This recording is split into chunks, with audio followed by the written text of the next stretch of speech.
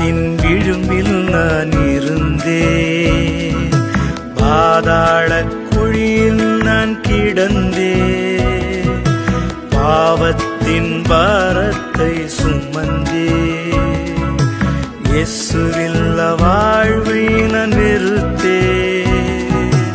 உடைத்தீர், உருவாக்கினீர், சிட்சித்தீர், சீர்படுத்தினீர், புடமிட்டீர், புதிதாக்கி